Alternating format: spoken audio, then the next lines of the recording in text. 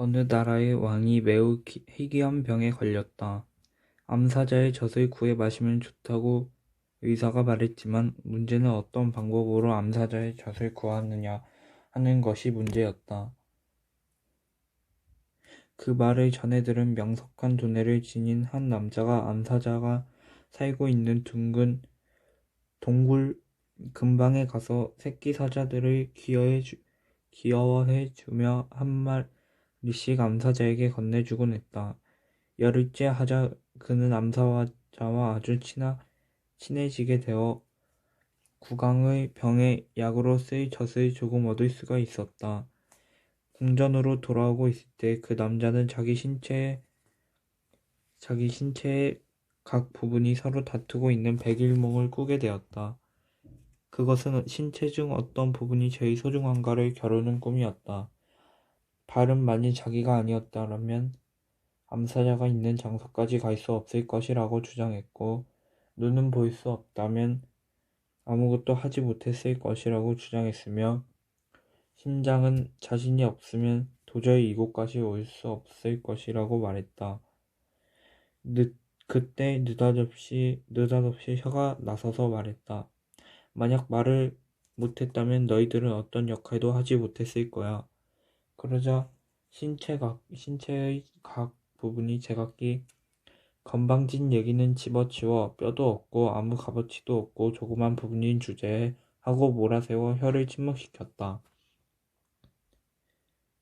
남자가 궁전에 당도했을 때 그 혀가 불쑥 말했다. 좋아 이제 내가 과연 누가 가장 소중한지를 너희들에게 가르쳐 주겠다. 왕이 남자에게 이게 무슨 젖이냐라고 하고 물었다. 그러자 남자는 갑자기 이것은 개의 젖입니다 하고 외쳤다. 방금 전에 제각기 나서서 자기의 소중함을 주장하던 신체 각 부분들은 비로소 혀가 참 큰 힘을 지녔다는 사실을 깨닫고 모두 용서를 빌었다. 그러자 혀는 비로소 아닙니다. 좀 전에 제가 잘못 얘기했던 것이고 틀림없이 암사자의 젖입니다. 하고 바로잡았다. 중요한 부분일수록 자제력을 상실하면 엄청난 일을 저지르고 마는 것이다. 한 마을에 들어온 장사꾼이 며칠 뒤 그곳에 박은 새 일이 있다는 사실을 알고 그때까지 기다렸다가 물건을 사기로 작정했다. 하지만 많은 현금을 지니고 온 그는 그것을 지니고 있어야 하는 것이 매우 염려스러웠다. 그래서 한적한 장소를 물색해 자기가 지니고 있던 현금을 모조리 그곳에 묻어두었다. 그러자 이튿날 다시 그 장소에 가봤더니 돈이 모두 사라지고 없던 것이었다. 아무리 생각을 거듭해봐도 어떻게 해서 돈이 없어졌는지 알아낼 길이 없었다. 자기가 돈을 파묻는 것을 본 사람은 아무도 없었기 때문이다. 마침내 그곳에서 멀리 떨어진 장소에 집이 한 채가 있었고 그 집 담에 구멍이 뚫려 있다는 사실을 알게 되었다. 그는 그 집에 살고 있는 사람이 그 구멍으로 돈을 파묻는 광경을 훔쳐보고 있다가 나중에 파되어 간 것이 분명하다고 생각했다. 장사꾼은 그 집을 방문해 그곳에 살고 있는 남자를 만나 다음과 같이 말했다. 당신은 도시에 살고 있으니 대단히 비상한 두뇌를 지녔겠지요? 난 지금 당신의 그 지혜를 빌리고 싶어서 이렇게 찾아왔습니다. 사실 나는 지갑 두 개를 가지고 이 마을로 물건을 사러 왔답니다. 지갑 하나에는 500개의 은화를 넣었고 나머지 하나는 800개의 은화를 넣었지요. 나는 그중 작은 지갑을 아무도 모르는 장소에 묻어두었어요. 그런데 나머지 큰 지갑까지 묻어두는 게 좋을까요? 그러자 남자는 내가 만일 당신 입장이라면 그 누구도 믿지 않고 차라리 작은 지갑을 묻었던 것과 동일한 장소에 큰 지갑마저 묻어두겠소 라고 대답했다. 장사꾼이 집을 떠나자 욕심꾸러기 남자는 자기가 훔쳐왔던 작은 지갑을 전에 묻혀있던 장소로 가져가 다시 묻어놓았다. 그 광경을 지켜보고 있던 장사꾼은 자기 지갑을 무사히 되찾았다.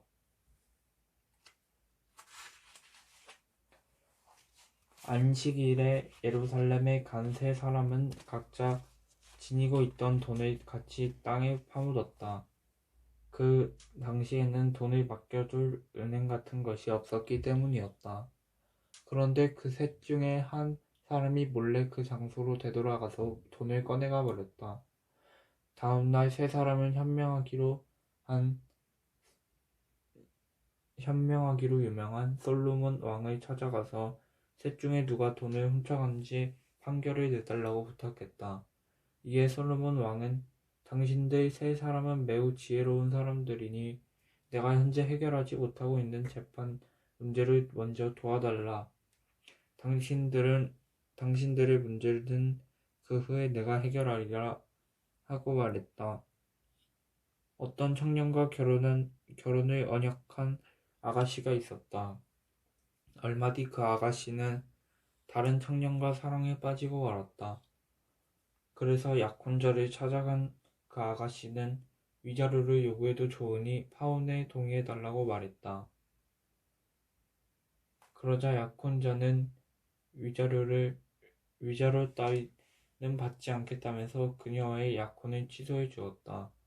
부자였던 그 아가씨는 어느 날 한 노인에게 납치를 당했다. 내가 결혼을 언약한 약혼자에게 파혼을 요청했더니 위자료도 필요 없다면서 나의 요청대로 해주었다. 그러니 당신도 그와 같이 해야 한다. 아가씨가 그렇게 말하자 노인은 돈도 요구하지 않고 그녀를 풀어주었다. 이들 중에서 어떤 사람이 가장 칭찬받을 만한 사람이겠는가 하고 솔로몬 왕이 질문했다.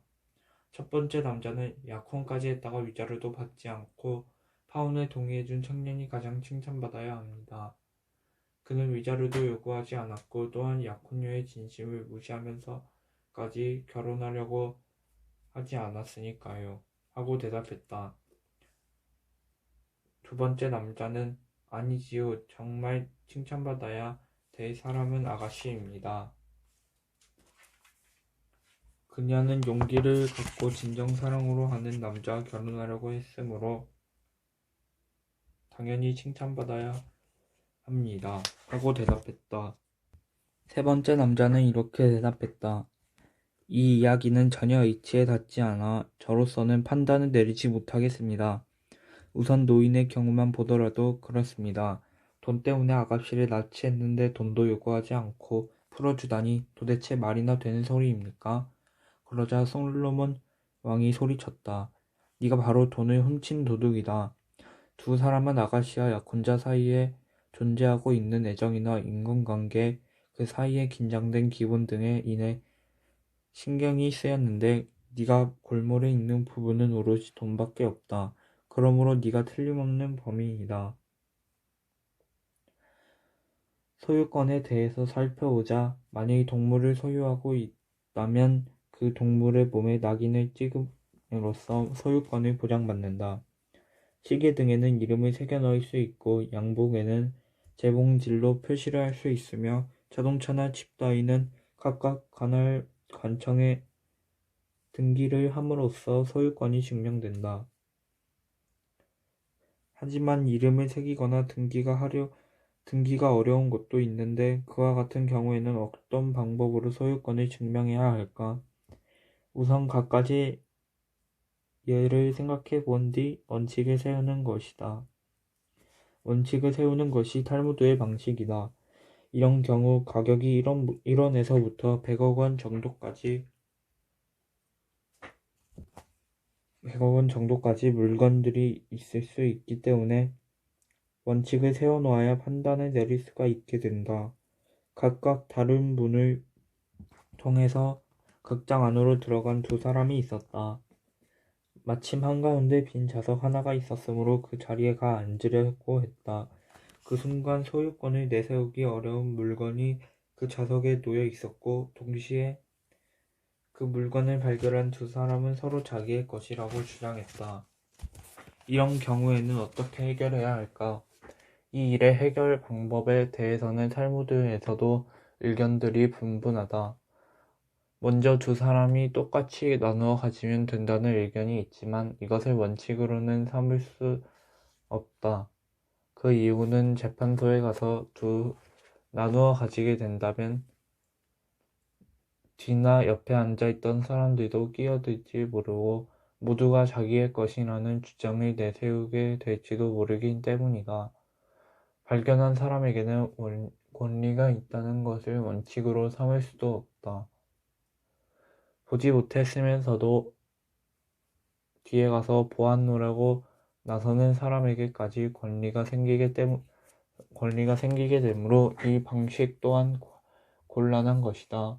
이때 탈무드에서는 성서에 손을 얹고 선서하라. 양심에 비추어 자기 것이라고 생각되면 나누어 가지라 고하고 있지만 이런 경우 항상 누군가가 어떤 이야기를 하면 그것에 반대되는 견해가 대두된다. 때문에 누군가가 선서도 소용없지 않느냐는 의견을 피력했다. 다시 말해 자기 것이라고 선서를 했음에도 절반밖에 갖지 못한다는 것은 선서를 모독하는 것이라는 얘기였다. 그렇다면 절반만 가진 자기 것이라고 하는 방법으로 선서를 하면 되겠다고 어떤 사람이 말했다. 그러나 그와 같은 경우에도 한 사람이 100%, 한 사람이 50%를 주장해 재판소에 가면 처음 사람은 절반을 인정받는데 비해 50%라고 말한 나중 사람은 4분의 1밖에 인정받지 못하는 일이 생기게 된다. 하지만 이 의견은 어떤 쪽이든 절반만은 자기에게 권리가 있다고 선서하는 것으로서 최종 결론을 맺고 있다. 그러나 획득한 것이 동전 같은 게 아닌 고양이였을 때에는 어찌 되겠는가. 그런 경우에는 고양이를 반으로 나눌 수도 없으므로 두 사람이 함께 고양이를 팔아 그 돈을 나누든가 한 사람이 고양이의 값의 절반을 상대방에게 주고 고양이를 가지면 된다. 다만 고양이 같은 생물의 경우에는 일정 기간 동안 주인이 나타나기를 기다리는 등 여러 절차가 있지만 지폐 따위는 처음부터 주인을 찾을 수 없다고 생각해 처리한다. 돈을 길거리에서 잃어버린 뒤 누군가가 이미 준 다음에 돌아와서 내가 방금 전에 돈을 잃어버려 되돌아왔다고 말해봤자 그 사람이 진짜 돈을 잃어버렸는지 아닌지 증명할 수 없기 때문이다. 돈을 표시해 놓았다 해도 그 돈을 쓰고 난 후 자기의 표시이므로 자기 것이라 우긴다면 말도 안 된다. 하지만 돈이 특별한 편지 등과 같이 있어서 그것이 자기 것임을 증명할 수 있다면 물론 사정은 달라진다. 결국 앞의 극장 일에 대한 결론은 예의 물건에 먼저 손을 댄 사람이 소유할 수 있다는 것이다.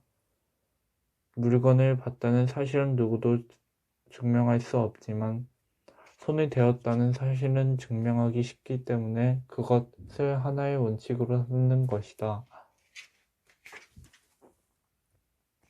험담을 하는 것은 살인보다 위험하다.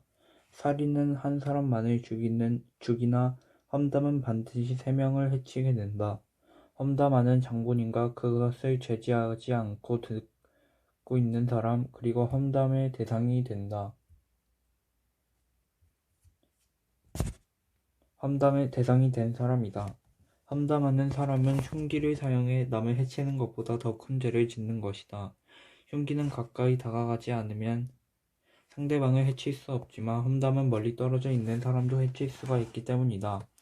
불타고 있는 장작에 물을 끼얹으면 속까지 젖어들어 꺼지지만 험담을 전에 듣고 분노에 차 있는 사람에게는 아무리 사죄해야 한다 해도 그 마음속에 불을 꺼줄 수는 없다.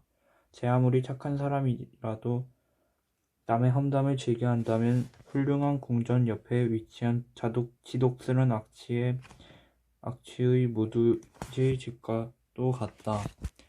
인간이 하나의 입과 2개의 귀를 가지고 있는 것은 말하기보다 듣기를 배로 더하라는 뜻이다. 손가락이 자유자재로 움직이는 것은 남의 험담을 죽지 않기 위해서이다.